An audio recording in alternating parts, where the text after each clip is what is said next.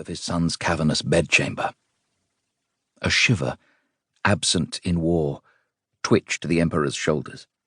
54 battles, and he'd never been afraid to die. Until he had this child. Until he had this eaglet.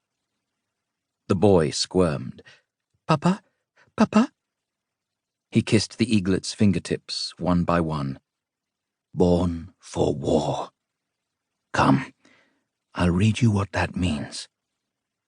He shifted his manuscript out of the shadows. Not that he needed light. He'd memorized his faded scribbles years ago. He deepened his tone to an army timbre. "Once more, you seize the tattered battle flag. You yell, 'Hurrah!' from smoke-seared lungs. The cavalry, sabers drawn, thunders in your wake into the cannon fire. Your horse's hooves crush bones of fallen men. All at once, a musket blows 1,000 arrows through your chest. Your horse wheels, collapses. Earth soaks in your blood." His voice broke. Around him, the palace bedroom loomed, desolate as an empty church. A crib occupied a corner, but his wife, always the proper empress, insisted their 3-year-old sleep in the gold-draperied bed. How far from the straw pallet the Emperor and his brother had once shared. He stroked his child's linen gown. "When I come home from war, mon petit, we'll play outside. I'll get the two of us good and dirty." The eaglet giggled, his cheeks tiny peaches. "Now, Papa? Papa, play now?" A gangly schoolboy clutching a toy soldier scrambled from behind the sofa. "Moi aussi, mon cher oncle, I play too?" Louis Napoleon asked. The Emperor straightened an epaulette on his nephew's uniform. "But of course, Louis N."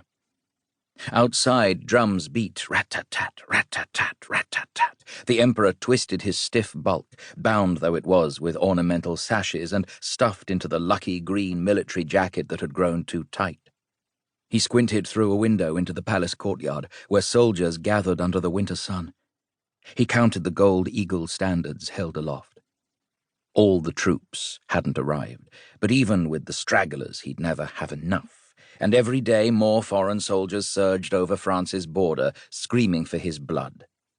He hugged the wriggling eaglet to his chest. "Be still, royal squirmer. Don't you want to hear more of Papa's story before I say goodbye?" "Bye? Bye, Papa?" The eaglet's heart-shaped mouth, a miniature of the Emperor's, quivered, gaped, and exploded in a howl. Louis N. covered his ears. The Emperor leaned in, absorbing the wail.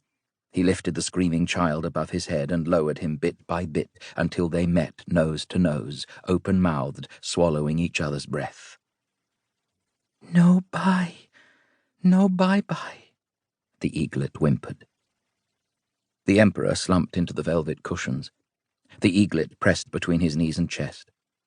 There he rocked, his body aching to absorb the child, like a mother in reverse. Anything to hold him always. Louis N. huddled at his side.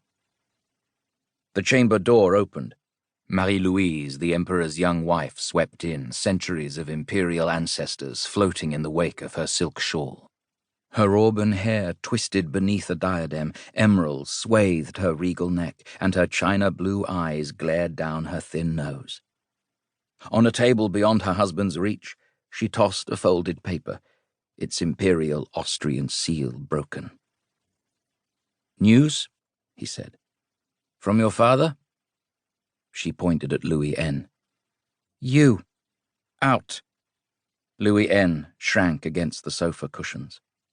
The Emperor tousled his nephew's hair. "Find Marchand. He'll take you to admire the soldiers." He waited until the door shut behind the boy. "That's beneath you, Marie-Louise." "The brat carries tales to his mother." She reached for their child. The eaglet batted her away. "Eaglet, stay with Papa, Papa." The Empress's pretty dimples hardened. Colonel von Neiperk brought the message. "What? Him again?"